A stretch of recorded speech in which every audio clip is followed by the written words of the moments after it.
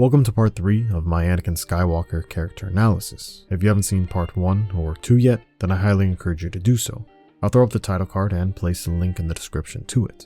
In today's video, I'll continue my case for Anakin as the greatest Star Wars character, looking at his role in Episode 3. So without further ado, let's get into it. General Kenobi has made contact with General Grievous, and we have begun our attack. Thank you, Commander. Deliver this report to the Chancellor. His reaction will give us a clue to his intentions. Yes, Master. And Mace would be more than right, as once he delivers this message, the veil that Palpatine has been wearing would fall, and Anakin would not be prepared for the news he was about to receive. He has engaged General Grievous. We can only hope that Master Kenobi is up to the challenge. I should be there with him. Anakin feels this way for 2 reasons. One, because he genuinely cares about his master and feels that he should be there to help him and protect him, as he always has, throughout most of his life and the entirety of the Clone Wars. But also, Anakin feels that he's been slighted and underappreciated, which, on the latter reason, Palpatine would tug at to further paint the Jedi in a bad light. It's upsetting to me to see that the Council doesn't seem to fully appreciate your talents. Don't you wonder why they won't make you a Jedi Master? I wish I knew.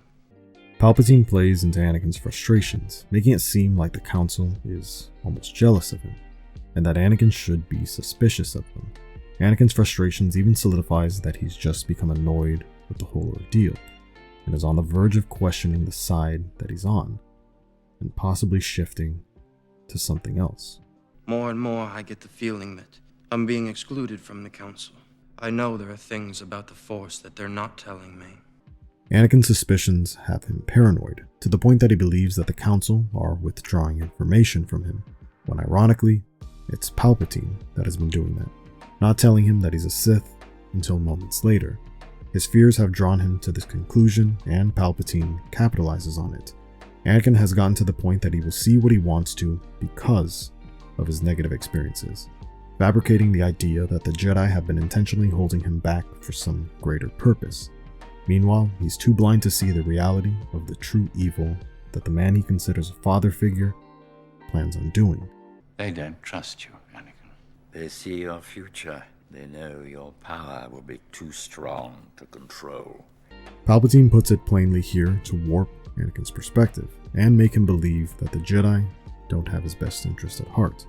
Palpatine seems like he does, but obviously doesn't, which makes him the perfect foil to the Jedi, as they do care about Anakin, but don't properly show it. These words by Palpatine would incite the idea of others needing to be with him, or they would be his enemy, as anyone that becomes a question mark to Anakin will be an antagonist in his eyes, with nothing in the middle, which is the start of a very dark and lonely endeavor, as only those that are willing to put up with it, or encourage it, like Palpatine, would be left by his side. And those are the people that don't truly care about him. This being how Anakin fails to see how someone being told no by someone they really care about really only proves that they have their best interest at heart. You must break through the fog of lies the Jedi have created. Let me help you to know the subtleties of the Force. My mentor taught me everything about the Force, even the nature of the dark side. Palpatine reveals to Anakin, after all these years, the truth about himself, and for the first time, Sheev and Sidious become one, as he still maintains the charm of Sheev, but the intimidating presence of Sidious. And in this moment, Anakin's world gets flipped upside down, as a man he trusted has lied to him. His philosophy of believing in others, primarily Palpatine, has failed him. The anger begins to swell as he's in disbelief of the idea that the man he cares about and the enemy he's been searching for could be one and the same. That he's been in plain sight this whole time and he was too foolish to see. But like Anakin does with everyone, he gives them a chance to speak their mind and give their perspective. If one is to understand the great mystery, one must study all its aspects, not just the dogmatic, narrow view of the Jedi. If you wish to become a complete and wise leader, you must embrace a larger view of the Force. Once again, perspective is everything, as Palpatine sees the dark side as knowledge that can be used to enhance his overall development as a warrior and a leader. This making the dark side more appealing, especially when compared to Yoda's teachings, where the dark side is seen as a drug of false hope that will consume its users. This presentation makes Anakin more open to learning about it, as it's just an alternative school of thought, or a subject that the Jedi don't teach, so to speak. So it would be foolish not to try to understand it all, especially after he just finished complaining about how there are things about the Force that he's not being taught. It makes the dark side seem more like it's just about being open-minded to learning it all, rather than doing evil for evil's sake. Only through me can you achieve a power greater than any Jedi. Learn to know the dark side of the Force, and you will be able to save your wife from certain death. Palpatine's evil smirk says it all, as he's in Anakin's head both literally and figuratively, as he presents Anakin with an ultimatum disguised as a choice, exploiting Anakin's forbidden attachment and, more importantly, using his fear of loss to control his actions, a concept that Yoda warned him about earlier in the film. The fear of loss is a path to the dark side. With Palpatine revealing his knowledge about Padme, Anakin can't fully unleash his fury, as he not only is dumbfounded that he has this knowledge, but that, as he states, he's the key to solving all of his problems, as in Anakin's eyes, striking him down would eliminate any chance he had of saving Padme, which is all he really cares about. So when Anakin shows further resistance, Palpatine plays the caring father trying to help his son through a hard time. What did you say? Use my knowledge, I beg you. And as a father would, Palpatine attempts to encourage Anakin to strive for greatness by reminding him of his potential, feigning genuine care for his well-being and painting the dark side as almost virtuous in nature. You're the Sith Lord. I know what's been troubling you.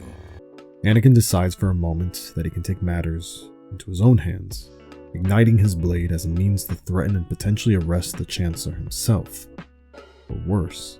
However, he would not be ready for the fact that Palpatine shows zero sign of being intimidated, only to psychoanalyze him in a situation, proving that he truly knows him better than anyone else, maybe even better than himself. Don't continue to be a pawn of the Jedi Council. Ever since I've known you, you've been searching for a life greater than that of an ordinary Jedi. A life of significance, of conscience. Palpatine really understands how to play into Anakin's emotions, as he reminds him of the life he's always dreamed of, and with the path that he's offering him, it's all possible, and that the Jedi have been nothing but disappointing to him. He makes the dark side almost sound virtuous, as it would give him a greater purpose, and he could be better than the average Jedi. But in this case, it would be a trap, as this would require him to destroy the good man that he already is, to fall from grace and become something unrecognizable. Are you going to kill me? I would certainly like to. I know you would. I can feel your anger. It gives you focus, makes you stronger.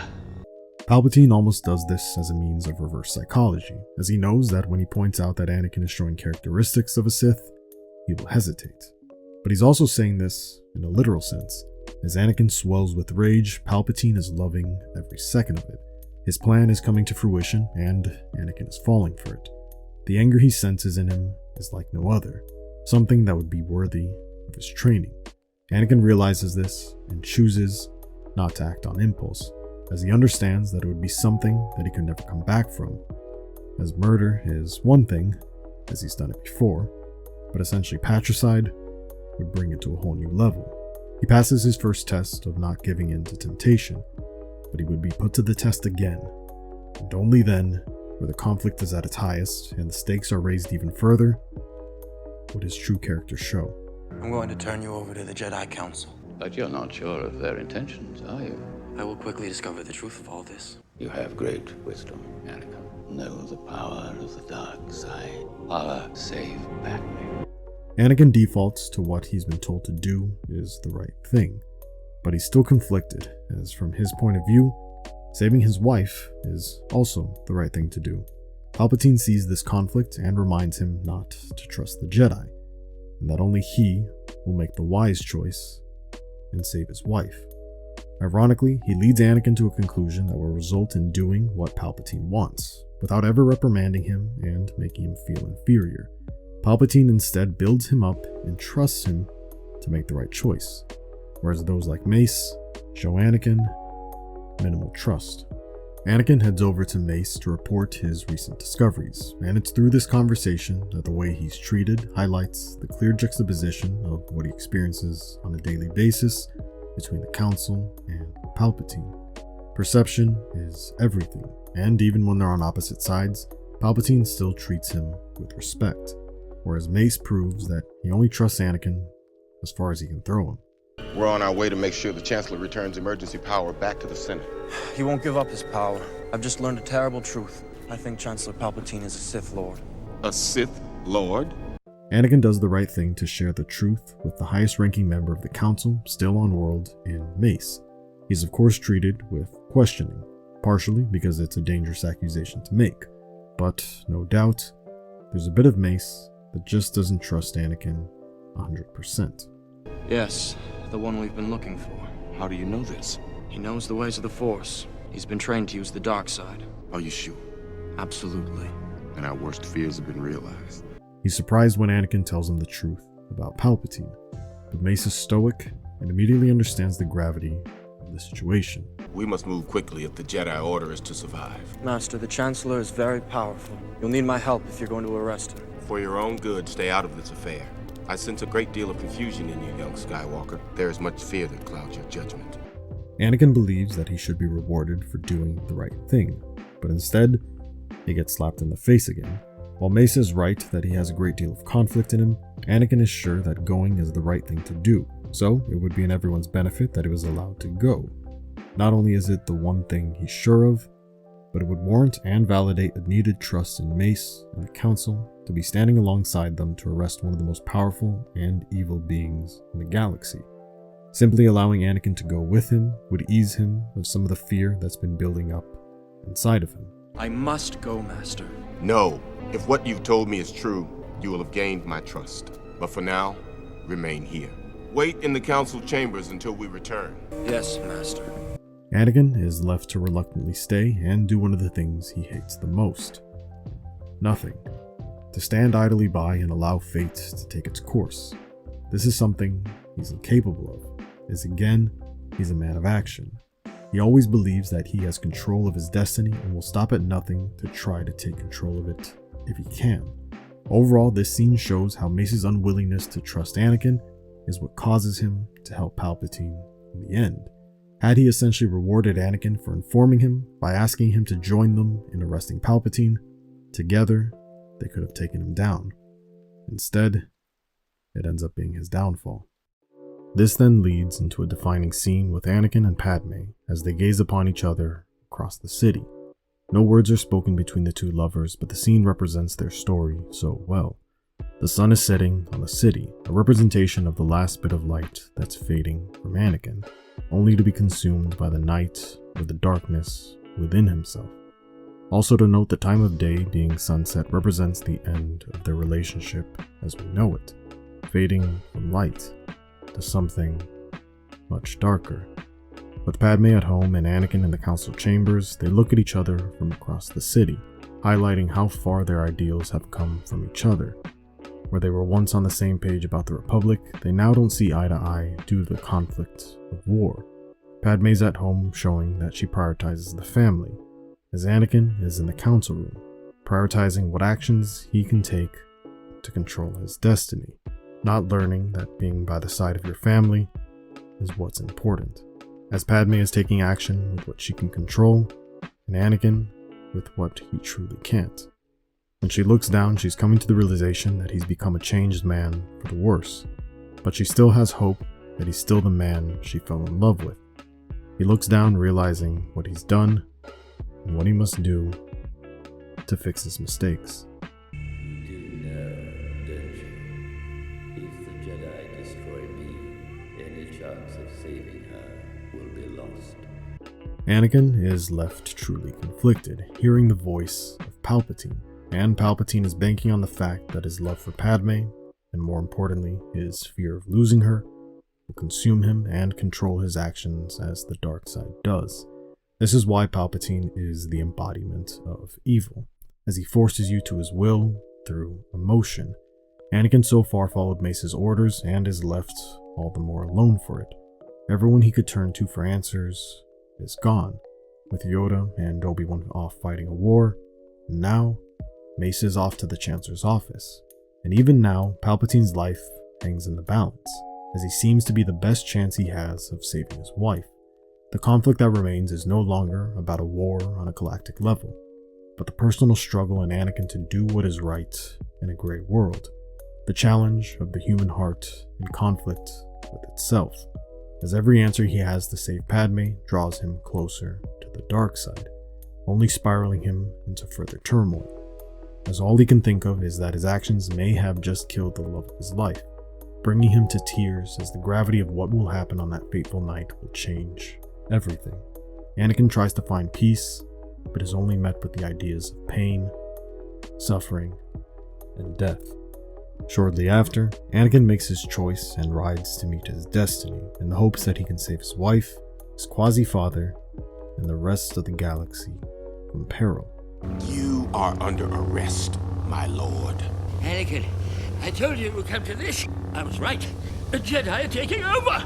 Palpatine has him right where he wants him. In this vulnerable position, he can easily play the victim card, even though he is clearly the biggest threat in the room, even unarmed. Anakin arrives and the scene is everything he feared, as Mace is in striking distance of taking down the man he trusts most in the galaxy, the one who has always been there for him and will help him save his wife. It's an image and role reversal of Vader in Cloud City, when he knocks down Luke and tells him to give up.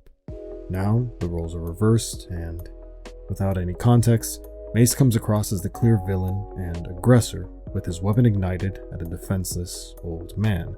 And when context is added, from Anakin's point of view, Mace is the man who has done more harm than good to his psyche, and Palpatine is a virtuous man who only wants the best for the galaxy and always has Anakin's best interests at heart. The oppression of the Sith will never return. You have lost. No, you must die! Taking full advantage of his vulnerable position, Palpatine plays the victim, painting the Jedi as the evil and manipulative faction that chose to revolt against the established government. And to help further his case, he chooses to portray himself as helpless, disfiguring himself with his own lightning, all in the hopes of gaining Anakin's sympathy. Don't let it kill me! I can't hold it any longer. I'm too weak. During this chaos, Palpatine succeeds at giving Anakin a convincing reason to save him, whereas Mace fails at doing the same. I have the power to save the one you love. You must choose. Don't listen to him, Anakin! And Anakin would be left with an important choice to make, as the stakes are at their highest. The end of the war may have arrived, but the fate of his wife, the Jedi Order, and the Republic are all left in his hands. To save the galaxy from the oppression of the Sith, or to save the person that he simply can't live without. I am going to end this once and for all. You can't. He must stand trial. It's clear at this point that Anakin is siding with Palpatine, and it's only a matter of time before he must make a choice. Palpatine has set up this scenario in a way where Anakin would be aware of what was happening and would more than likely intervene. So when he did, Palpatine would be seen as the victim.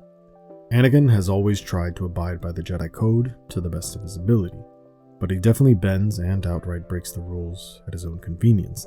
But to see the man who represents the code more than anyone else want to break it in Mace, this fills Anakin with anger and frustration, because if it can be broken in the most critical point of galactic conflict, why not with Anakin all these years?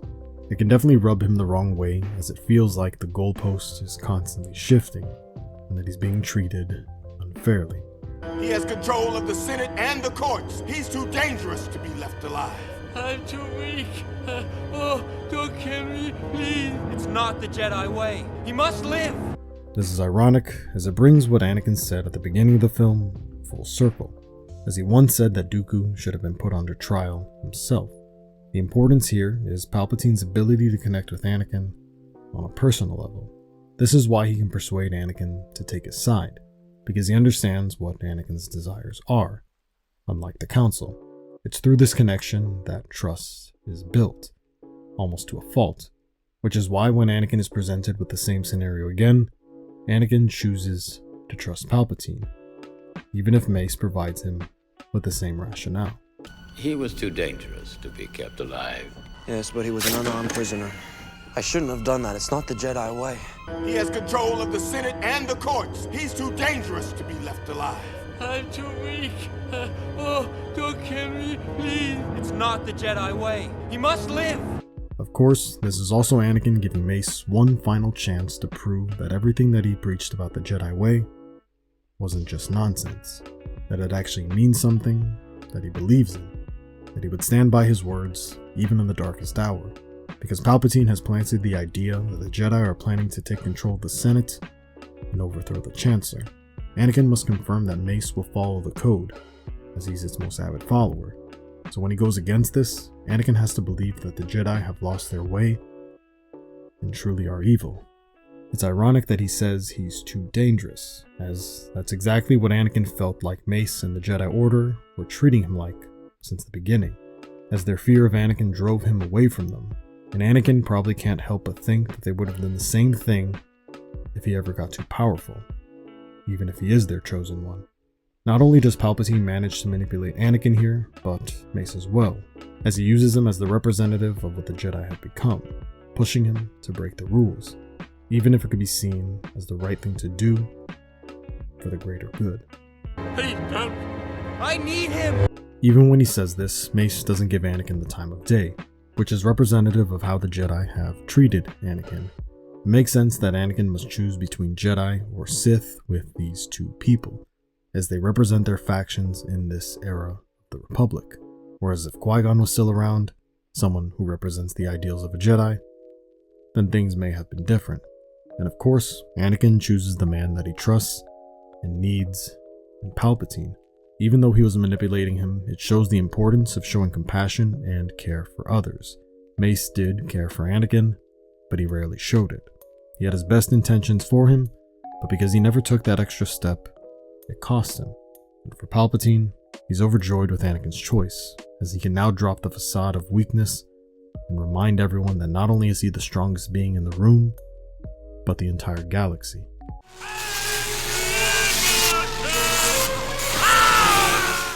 And as Mace falls, so does the Jedi Order. And now, Palpatine can reap the reward and crown his new apprentice. What have I done? You're fulfilling your destiny, Anakin. Once again, Palpatine is a master at spinning things around, making Anakin's terrible actions rationalized, almost making it seem like it was for the greater good. Anakin, similar to at the beginning of the film, immediately regrets his choice, understanding that it was a step towards the dark side, and like most acts of vengeance, unfulfilling, as the conflict he feels within himself is still there, the turmoil stirring within. And when that's expressed by him externally, only death comes from it. And unfortunately for him, it wouldn't stop there, as the consequences of his actions would only pile up, forcing him to take the plunge into a mental space that's hard to come out of.